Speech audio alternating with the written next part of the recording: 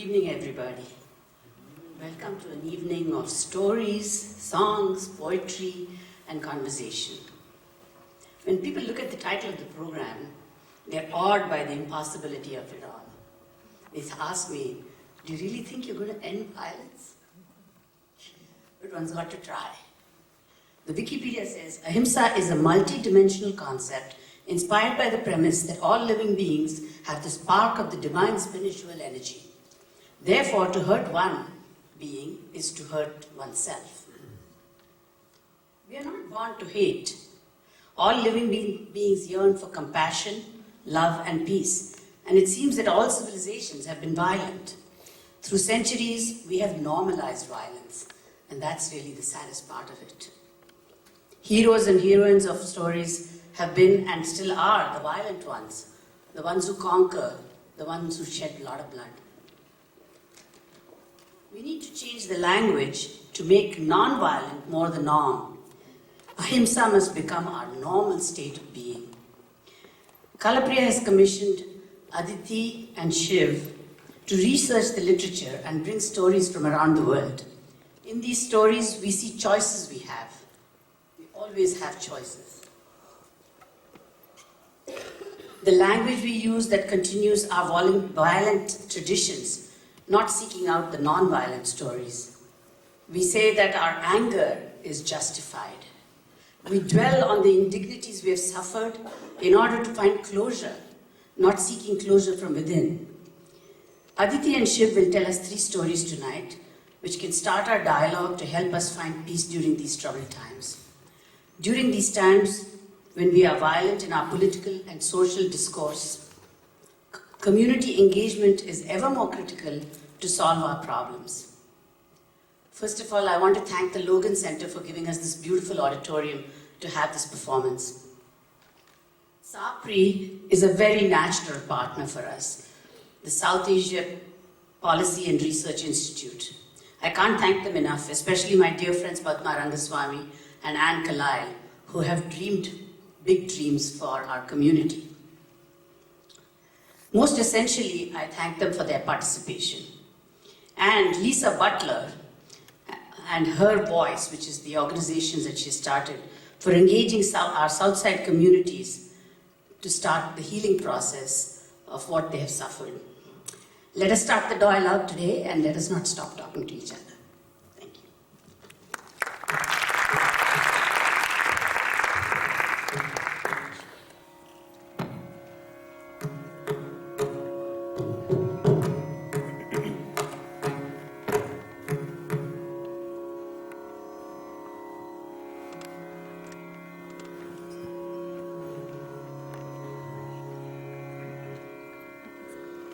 शांति निलव वेंडुम शांति निलव वेंडुम एंगुम शांति निलव वेंडुम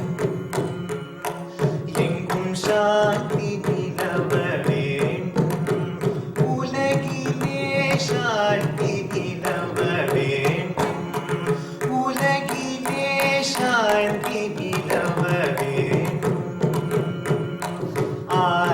शक्ति ओंग वेंडुम उलगिले शांति निलव वेंडुम आत्मशक्ति ओंग वेंडुम उलगिले शांति निलव वेंडुम आत्मशक्ति ओंग वेंडुम उलगिले शांति निलव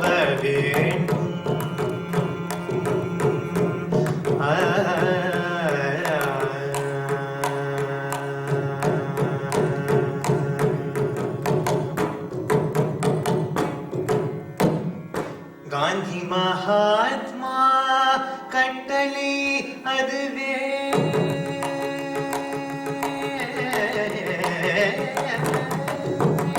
गांधी महात्मा कट्टले अदवे गांधी महात्मा कट्टले अदवे गांधी महात्मा कट्टले अदवे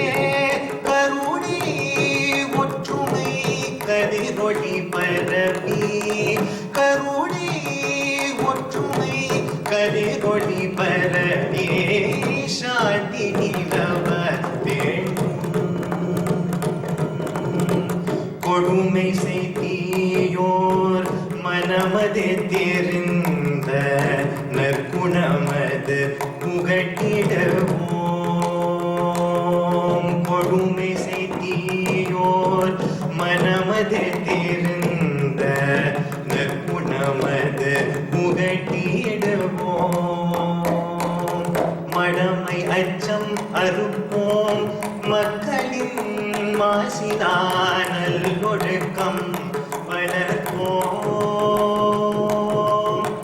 மடமை அச்சம் அறுப்போம் மக்களின் மாசினானல் ஒழுக்கம் வளர்ப்போம்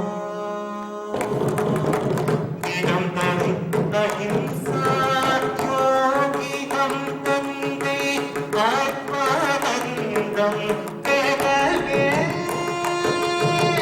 தினம் தரும் அஹிம்சா யோகிதம் தந்தை ஆத்மானந்தம் பெறவே கடமை மறவோம் அவர் கடன் தீர்ப்போம் கலங்கமில் அறம் வளர்ப்போம் கடமை மறவோம் அவர் கடன் தீர்ப்போம் கலங்கமில் அறம் வளர்ப்போம்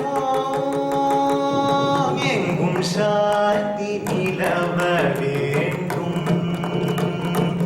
ஆத்மசக்தி ஓங்க வேண்டும் உலகிலே சாந்தி நிலவ வேண்டும் உலகிலே சாந்தி நிலவ வேண்டும் உலகிலே சாந்தி நிலவ வேண்டும் எங்கும் சாந்தி எங்கும் சாந்தி எங்கும் சாந்தி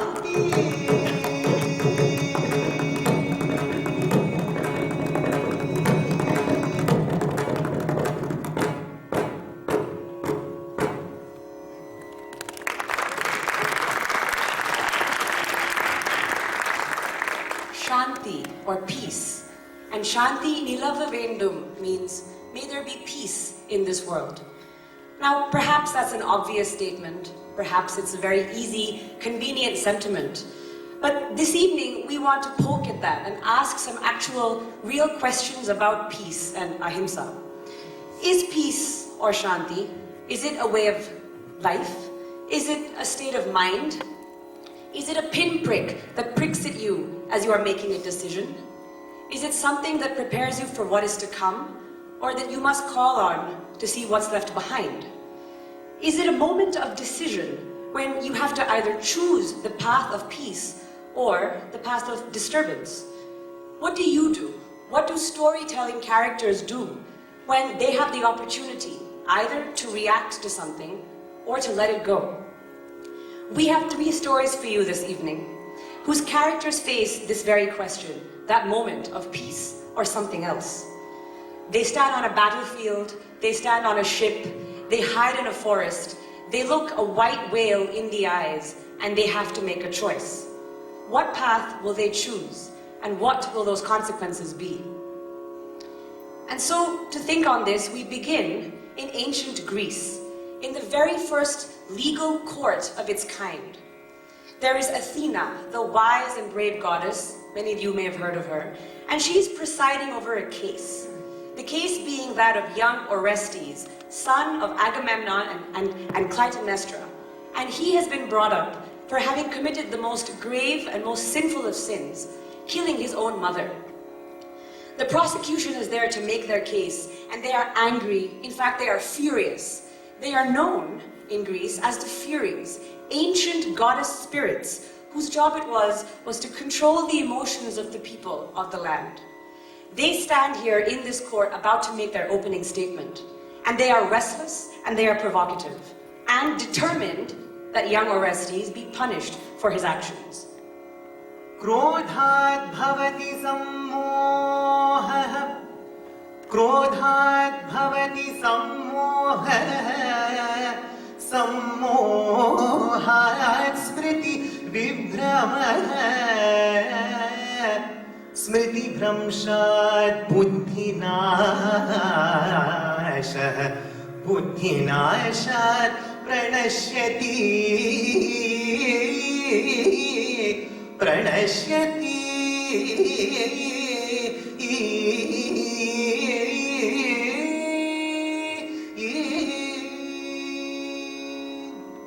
We are the Furies, they chant. We are the Furies here today to demand retribution. We are the Furies here today to strike panic, and we are the Furies here today to dole out punishment. We are the Furies. Our only law is anger. क्रोध है, क्रोध है, क्रोध है, क्रोध है, क्रोध है, क्रोध है. We are the Furies, ancient goddesses who rule over the emotions of humankind. We hear the people's complaints, we incite their chaos, we create public sentiment, and in each and every one of you, we kindle revenge.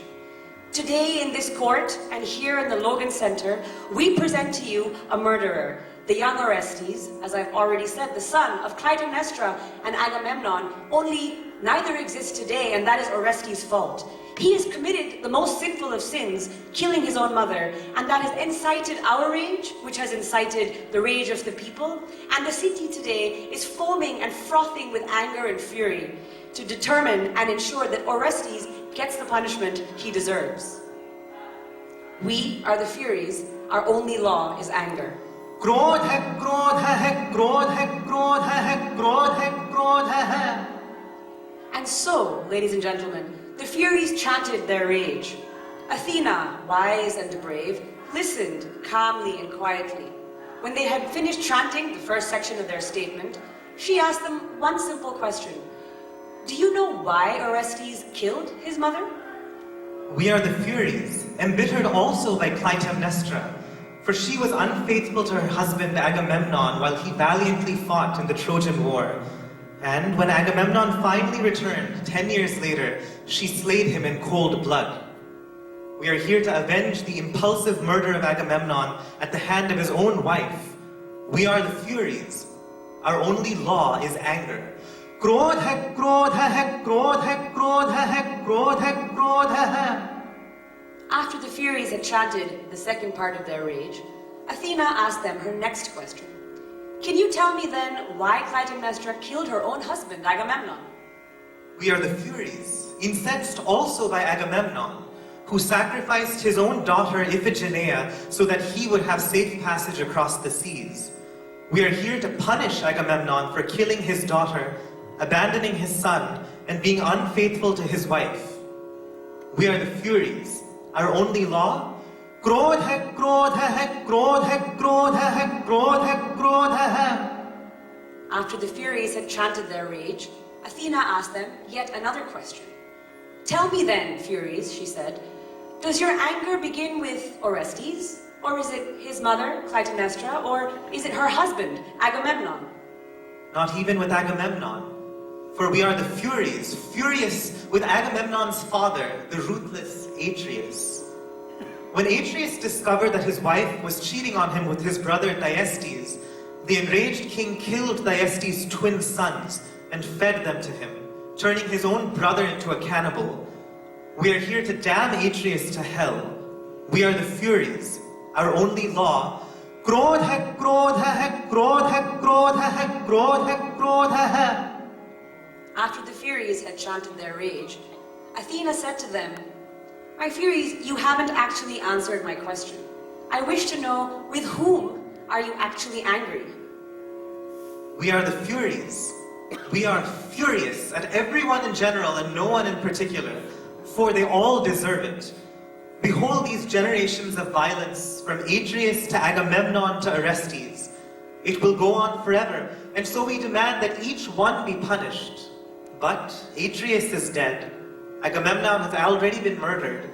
Only Orestes still stands before us, so we demand that he pay for his crime.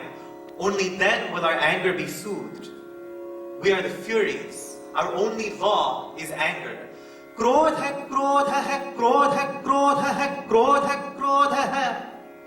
After the Furies had chanted their rage, one more time, Athena looked at them, her face still calm, still peaceful. She said to them, your anger can never be soothed in this way. If you only crave revenge and nothing more, nothing bigger than that, nothing beyond that, then you will never be satisfied. सौख्यमो ले दो. Having heard the prosecution's full case, Athena now took it upon herself to make a statement and respond.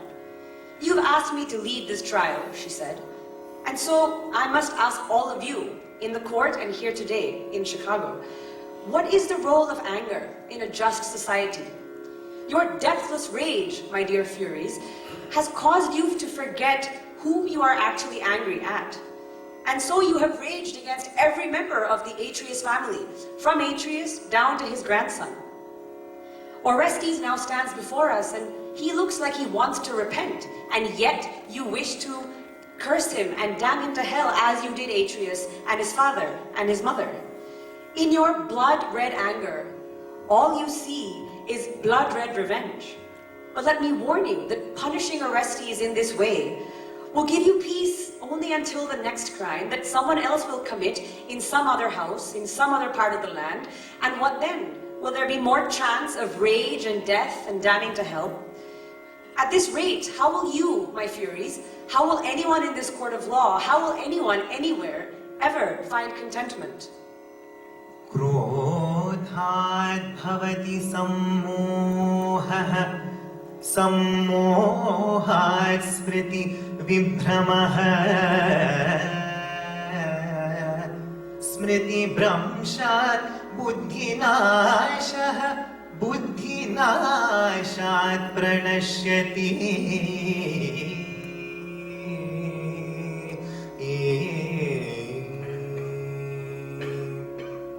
From anger comes delusion. From delusion, the loss of memory of why you're even angry to begin with. And from that loss of memory comes a destruction of discrimination in which each act, each crime, each reaction feels the same and equally violent. From that destruction of discrimination, when you maintain such a high pitch of anger at any point in time, one's own mind and one's own soul will perish. I agree, Athena said, there has been violence in the house of Atreus. Just today, in your single opening statement, you've shown me murder, incest, betrayal, cannibalism, infanticide. But let me be clear that there is anger in the Furies as well, as they spread unrest and uncertainty and anger throughout the land. Both the house of Atreus and its people, as well as the Furies, are locked in cycles of violence and rage. And neither can sustain it, as we can see from this trial today. Orestes is repentant. Perhaps he is the last in the family who needs to be punished. And you Furies, pardon my saying, you look a little exhausted.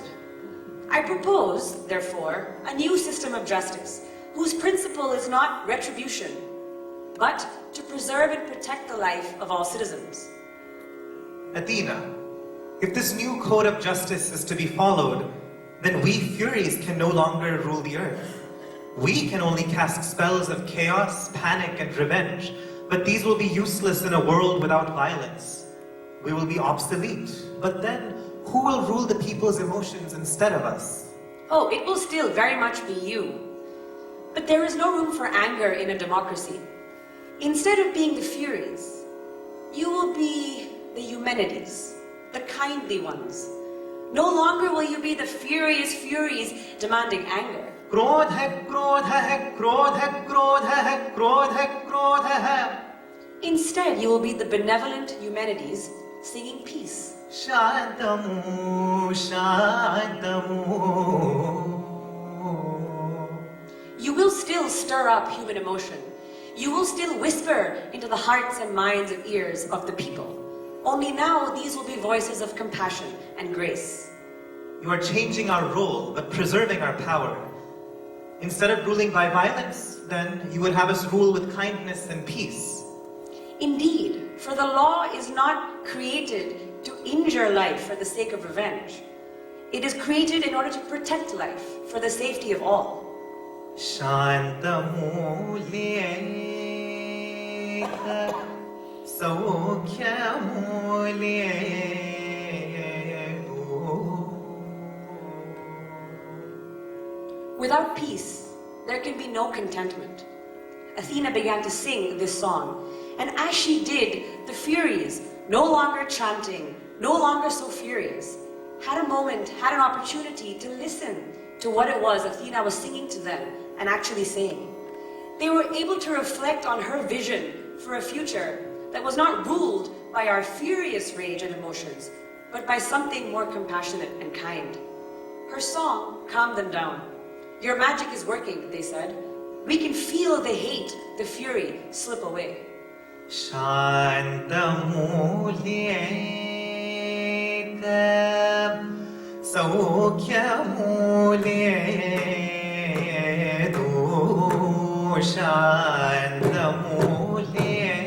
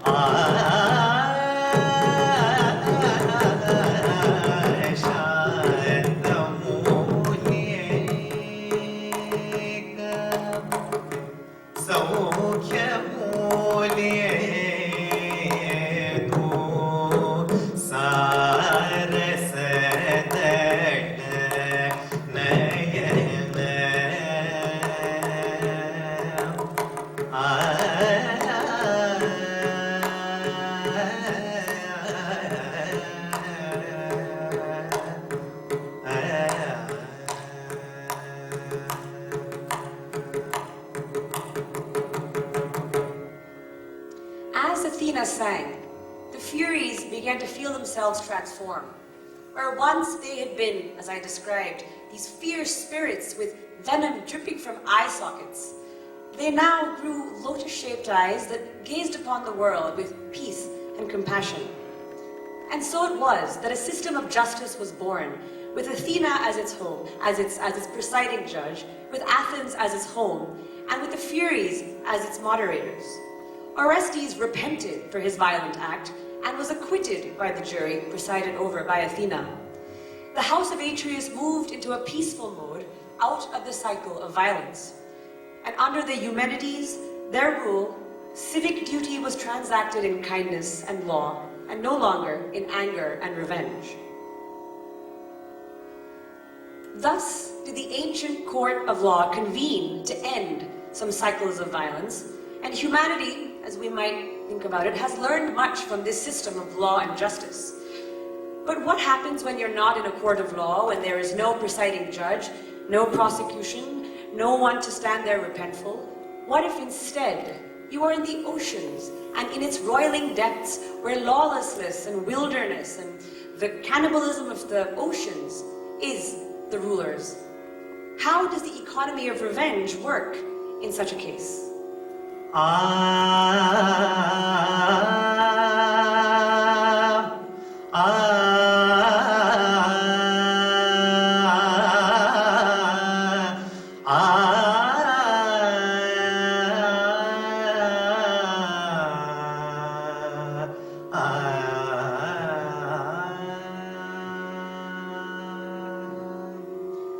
set sail from ancient Greece and hop aboard a ship called the Pequod, where a certain young man named Ishmael will tell us the story of a captain called Ahab and a very large white whale called Moby Dick.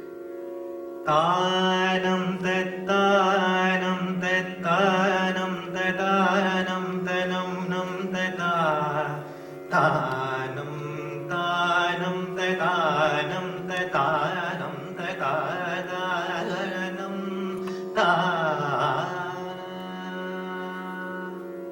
The winds are uneasy, the waves are rocky, and even aboard the Pequod, a certain Captain Ahab stomps up and down, pacing, muttering, swearing, demanding revenge. And as he does, there's a certain lopsidedness to his gait, for he seeks something that was taken away from him by a sea monster.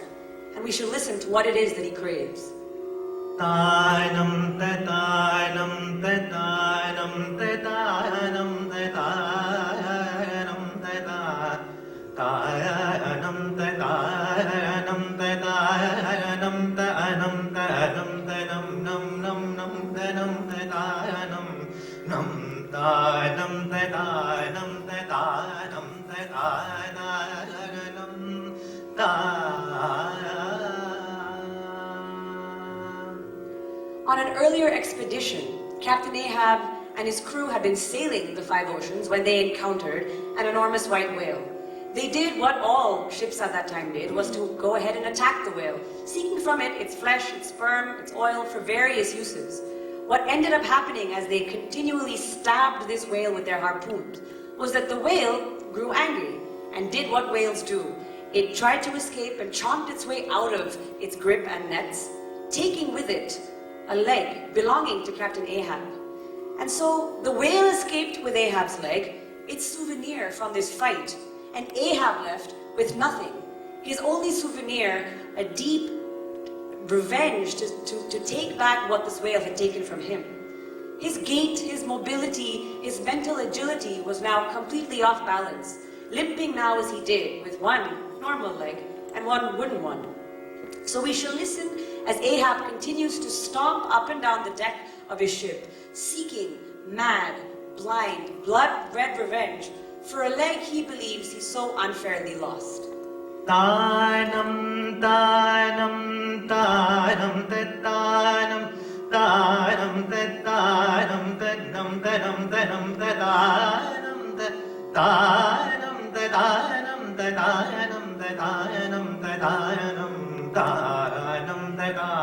tanam tanam tanam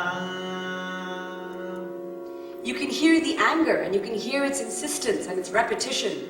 For Ahab has sworn to his crew that he will punish Moby Dick for his greed. But I ask you all here today, how is that possible? Can we consider a whale to be someone who is greedy? Does this whale have a leg that Ahab can cut off and take home with him? How does an eye for an eye work when it is man versus beast and land versus ocean? But Ahab doesn't have time to dwell on these questions, for there in the distance is the flick of a tail, a small tail that belongs to something much larger, much more deadly that lurks beneath the surface of the water. Ahab lets out a shout to his crew, "There's Moby Dick! Forge ahead, full speed ahead, we are going to find that whale, and I'm going to take back what I deserve." His first mate, Starbuck, is in a panic. He didn't realize that they would get this far and Ahab would be so bent on doing this seemingly impossible task. He realizes this is his one chance to try to convince Ahab to abandon this mission and maybe head home back to Nantucket. He turns to his captain and sings his plea. "Oh, my captain," he says, "noble soul, grand old heart, why should anyone give chase to that hated fish? Away with me. Let us fly from these deadly waters. Let us home. Let us away. This instant, let me alter the course. How cheerily would we bowl on our way to see old Nantucket again." Dhali samadhan. "I have reached contentment," Starbuck says, earnestly, hoping to persuade his captain in this moment to surrender his oceanic revenge and choose the firm footing of peace instead. झाले समाधान तुमचे देखिले चरण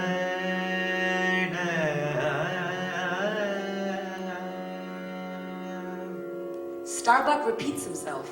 I have reached contentment, simply having seen Moby Dick's charana, his tail. Come now, Captain Ahab, wouldn't you rather be at peace as well, back at home with your wife, than in a rage and tossing about on these merciless waters, and chasing after a whale who doesn't even know what it has done to you? This is hardly an equal fight. Your two-legged human rage against a non-legged oceanic beast of Mother Nature's creation. Let us end this futile mission now, Starbuck says, and return home to our loved ones. For if we don't, we may never see them again. Ahab's face is growing wary, as if he might actually be considering this option, so Starbuck tries one more time. Let us call out to Moby Dick, he suggests. Let us sing to Moby Dick that I have seen your tail, and I have reached contentment. Because seeing your tail is like seeing all of you. Even if you, Moby Dick, shall not come to me, even if I cannot exact my revenge on you, I will be content and satisfied. झाले समाधान तुमचे देखिले चरण झाले समाधान तुमचे देखिले चरण झाले समाधान तुमचे देखिले चरण देवा झाले समाधान तुमचे देखिले चरण झाले समाधान तुमचे देखिले चरण देवा झाले समाधान तुमचे देखिले चरण झाले समाधान तुमचे देखिले चरण देवा झाले समाधान तुमचे देखिले चरण झाले समाधान तुमचे देखिले चरण देवा झाले समाधान तुमचे देखिले चरण झाले समाधान तुमचे देखिले चरण देवा झाले समाधान तुमचे देखिले चरण आठा उठा बेसे मना येत नाही नारायण आठा उठा बेसे मना येत नाही नारायण आठा उठा बेसे मना येत नाही नारायण आठा उठा बेसे मना येत नाही नारायण आठा उठा बेसे मना येत नाही नारायण झाले समाधान तुमचे देखिले चरण देवा झाले समाधान तुमचे देखिले चरण देखिले चरण देखिले चरण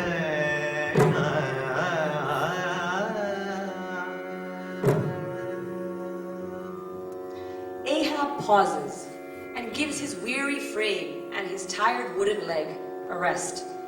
With Starbuck's song playing in his mind, he ponders all that he has lost because of this mad rage against Moby Dick. When I think of this life I have led, the desolation of solitude it has been, and how for 40 years I have fed upon dry salted fare, fit emblem of the dry nourishment of my soul. When the poorest landsman has had fresh fruit to his daily hand, and broken the world's fresh bread to my moldy crusts. Away, whole oceans away from that young girl wife I wedded past 50 and sailed for Cape Horn the next day, leaving but one dent in my marriage pillow. Wife? Rather a widow with her husband alive. I widowed that poor girl when I married her. And then the madness, the frenzy, the boiling blood, and the smoking brow with which for 1,000 lowerings old Ahab has furiously, foamingly chased his prey, more a demon than a man. What a 40 years fool has old Ahab been. Why this strife of the chase?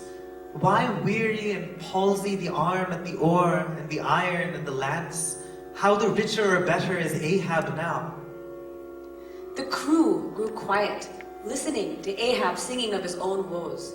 Even the birds in the sky and the fish in the surface of the water came closer to hear what Ahab had to sing. The Pequod, the ship, seemed to be teetering as if it might turn itself around to head home. But then something flashed in the water.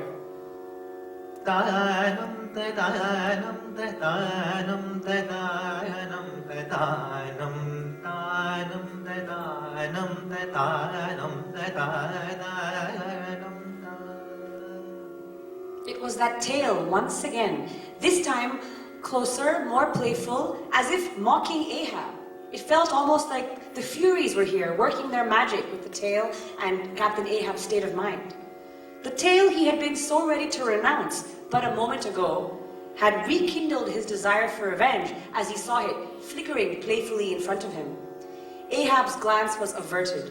Like a blighted fruit tree, he shook and cast his last cindered apple, his only final sweetness, to the soil.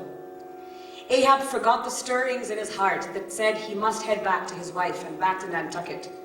He felt his pulse leave his chest and crawl and settle in his dead wooden leg, as if giving it life for one more chase, one more fight. There was no turning back now. Starbuck watched this happen, watched Ahab's face cloud over, and knew that now there was no turning back. Ahab had chosen to fight Moby Dick. It was more important to Ahab to do this than to go home to his family. It was more important for Ahab to fight this whale than to care about the safety of his crew, the family he had been bringing with him on this ship. Ahab's anger and pain was the size and enormity and bulk and heft of a whale. And so the only fitting retribution for Ahab would be to kill the one in front of him. आधा उठावे से मना इतना ही नारायणा आधा उठावे से मना इतना ही नारायणा थाले समाधान तुम थे देखिए चरण देवा थाले समाधान तुम थे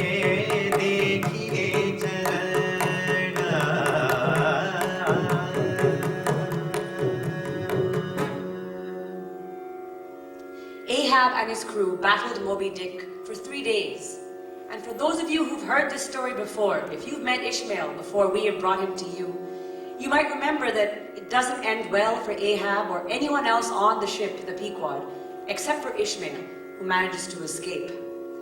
Ahab had a moment to choose between peace and letting go, or revenge and a chase that followed it. But he didn't have the strength to let go of his revenge, and he and the Pequod paid the price. Let me remind you at this point of a verse we heard not too long ago from the Bhagavad Gita that sings, from Ahab's anger came delusion. From delusion, that loss of memory of whatever he had at home waiting for him, loving him and hoping he would come back. And from that loss of memory, the destruction of his own thinking, his inability to let go of that which he felt he had so badly lost. And so, as the verse sings, Ahab perished, along, in this case, with his crew. But we would like to ask this evening is it always inevitable that this chain reaction that starts with anger must end in perish?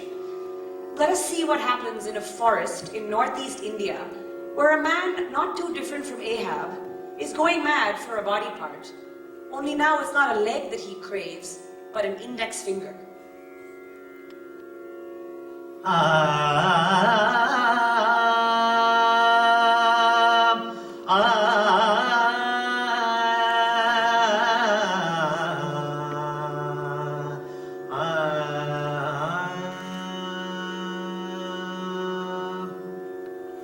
दुख में सुमिरन सब करे,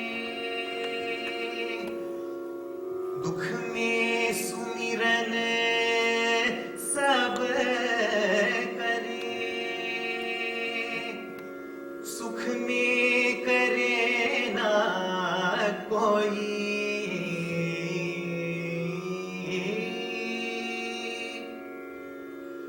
दुख में सुमिरन सब करे,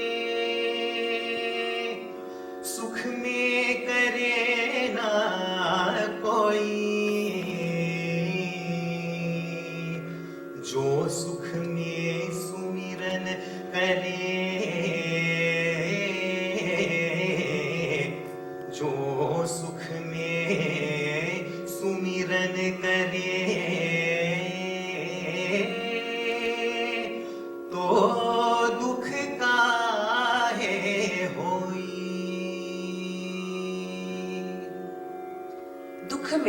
in sadness, all are mindful. But sukhame, when we are happy, we are never mindful. Therefore, the one who is mindful, even in happiness, for that person, there can be no such thing as sadness. Our question to you tonight is, does such a person even exist? To find the answer, we transport ourselves now to the land of Savatthi, where a mother has just delivered a baby boy. With her child in her arms, she doesn't have a care in the world. Sukhame, all is good, beautiful, and bright. But then, there comes a voice from the heavens announcing that this innocent baby boy, just barely born, will grow up to become a violent man. That is his fate, and it has been decreed. This boy's parents, their happiness comes crashing down, and dukhame, in sadness, they instinctively start praying, seeking help, seeking reassurance, looking for answers. We've all been in that situation, from sukhame and happiness to dukhame, and wondering where we will find our next help. As Kabir sings, as Kabir has just sung, in sadness, all are mindful. These parents, wondering what to do, decide they will give it their best shot. So they name their son Ahimsa, meaning he who is non-violent, hoping that they can drape their son in an identity that is peaceful, and that will keep him protected from whatever it is his fate holds in store for him. They send him to the best teacher in the land, so that he may learn to be good and righteous. Ahimsa is a focused and kind student, and in fact becomes his teacher's favorite. Sukhame, in happiness, all seems to be going well. His parents are happy and reassured. The child is growing up to be a bright young man, and his teacher is extremely happy with his progress.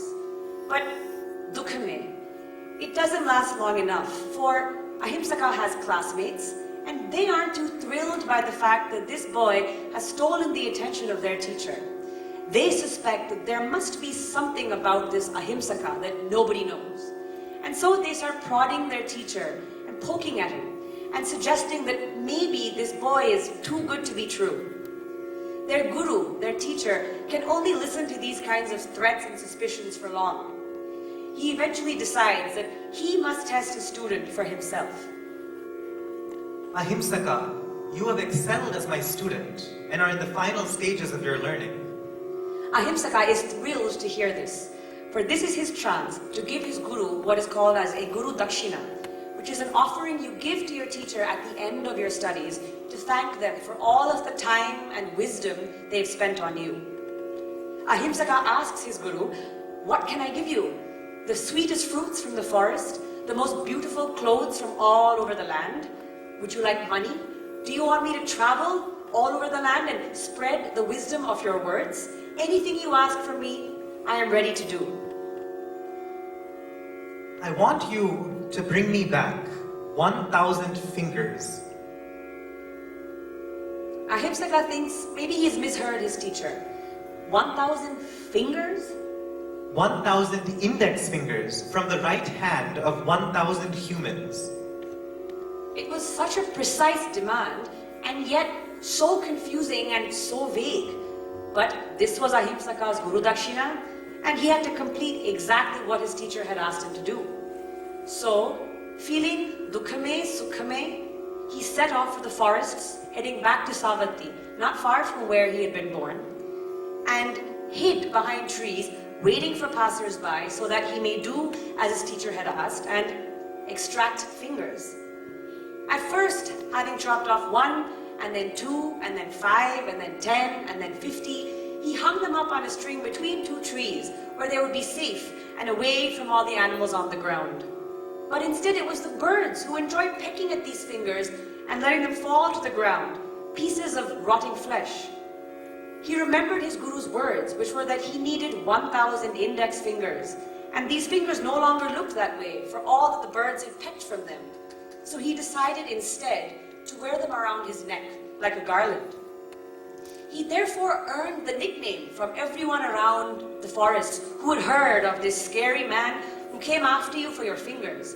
They gave him the name Anguli Mala. Anguli is finger, Mala is garland. And Anguli Mala was now this horrifying figure who hid in the forests, killing people for their fingers. With each finger Anguli Mala added to his garland, Sukhame, he felt in happiness that he was following his teacher's orders. But with each of those same fingers that he clasped around his neck, a piece of flesh from a dead body, let me remind you, it didn't feel so pleasant. His neck became heavy, his back ached, and really his state of mind was not Sukhame, but Dukhame. Dukhame sumiran sab kare, sukh mein kare na koi, jo sukh mein sumiran kare, to dukh kahe hoi. Over many months, Angulimala collected 500, 800, 900, and then 999 fingers, all rattling and clicking around his neck. Just picture that for a moment. He had turned into an indiscriminately violent man, no longer the Ahimsaka from his studies, but Angulimala, hungry for human flesh. He had come to the point where he needed just 1 more finger, and conveniently, from his hiding spot behind a tree, spotted a monk walking across the forest, seemingly without a care, oblivious and happy, carefree. Angulimala was delighted, for he knew he would be able to easily catch up to this monk and take what he wanted. This was no king riding on a horse. This was no trader with several people surrounding him. This was just a measly young monk. But try as Angulimala might, he couldn't catch up to this man, whose gait was slow and whose feet were bare. Eventually, Angulimala had had enough. "Stop," he cried out, holding and shaking his dagger in front of him, pointing it at the back of this monk. "Whoever you are, stop. I am Angulimala, and you are dead, and your finger belongs to me." The monk turned around. He had long ears that swayed in the forest breeze. His eyes were half-lidded, half-closed, as if he was almost half asleep. And across his mouth, or across his face, stretched a beautiful, permanent smile. This was no ordinary monk, and when he spoke, Angulimala felt his heart stir. I have stopped. It is you who haven't stopped. You want my finger? It is not mine to give, but yours to take. By all means, take it. Angulimala did not know how to react. Who was this strange monk who was completely at peace with Angulimala's fatal demand? Whose smile didn't waver at the sight of Angulimala's dagger? Who was ever mindful in sadness and happiness alike? Jo sukh mein sumiran kare, to dukh kahe hoi. the monk stretched out his hand toward Angulimala, both in surrender and in blessing. For this was no ordinary monk, this was the Buddha. Angulimala still was having trouble processing this. There were no screams, no panic, no shivering, no tears, no begging for his life to be saved. Instead, this monk was perfectly peaceful, seeming happy to give this man what he asked for, and not at all sad to be losing his own most sacred thing, his own life. Never had it been so easy for Angulimala to procure a finger. There was usually a chase involved, and hacking, and blood, and gore, and then a finger he could string around his neck. Angulimala didn't know what to think. His fingers rested on the knot of his garland, as he wondered whether he should untie it to take a finger from this peaceful monk and add it to his own garland. Should he do it, or should he not? And in that moment of questioning, in that moment that Ahab wondered, should I turn around or should I stay here? In that moment, the Buddha, still smiling at Angulimala's disbelief, said to Angulimala, well, why make a garland out of fingers at all? सांसों की कर लो माला माला सांसों की कर लो माला. Why make a garland of fingers when you can make one of breaths instead? Think of how much effort and concentration it has taken you to make the garland you wear now around your neck. You've had to hide in the forest. You've had to chase strangers and kill them. The burden of your garland weighs heavily on you. Your back is hunched, your neck is aching, your hands perennially grasp a dagger. You are soaked in blood and covered in rotting flesh. Why a garland of fingers when all along you have been effortlessly weaving together another garland? This other garland is inexhaustible. It doesn't injure anyone and will continue to grow as long as you live. सांसों की कर लो माला माला सांसों की कर लो माला अजब जाप जपो भाई साधो अजब जाप जपो भाई साधो अजब जाप जपो भाई साधो अजब जाप जपो भाई साधो अजब जाप जपो भाई साधो अजब जाप जपो भाई साधो अजब जाप जपो भाई साधो साधो सांसों की कर लो माला अजब जाप जपो भाई साधो सांसों की कर लो माला माला सांसों की कर लो माला माला सांसों की कर लो माला अजब जाप जपो भाई साधो अजब जाप जपो भाई साधो भाई साधो भाई साधो भाई साधो भाई साधो भाई साधो भाई साधो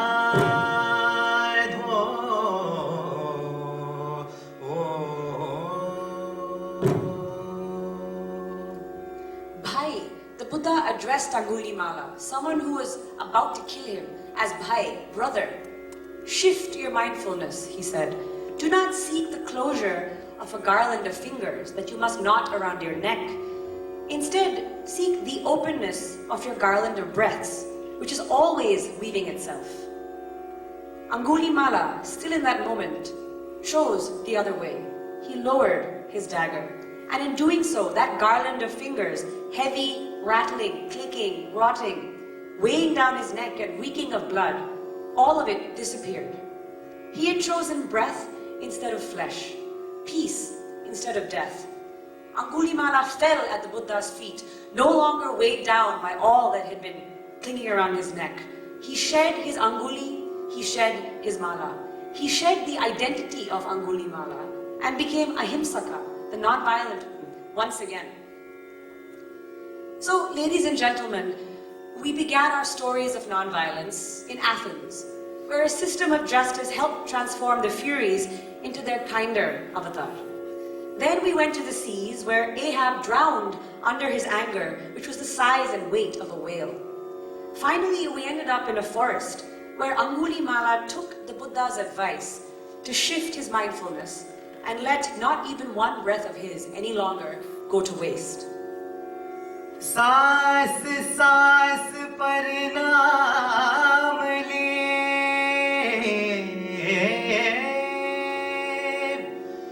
सांस सांस पर नाम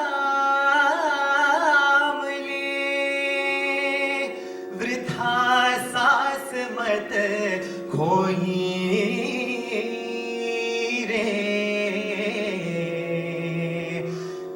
जाने उस सांस का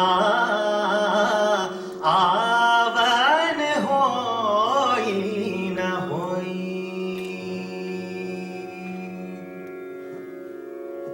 Thank you.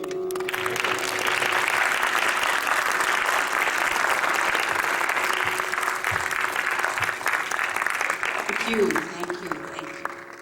Vishvak, thank you very much. Without percussion, it doesn't all fit together. Thank you. There's nothing much to say. The stories stand for themselves. This is the beginning of an experiment that we are undertaking, where Aditi and Shiv will add more stories to their repertoire. We will be converting these stories into a dance drama that Kalapriya will perform in September, these first set of stories. And the story will continue. But the stories are useless if we do not have conversations around them. Because each story can be interpreted in its own way. We can continue to be furious like the Furies. How many of you have heard this story, even though we keep studying Greek mythology? With that, I want to move on to the panel discussion. Where's Aditi?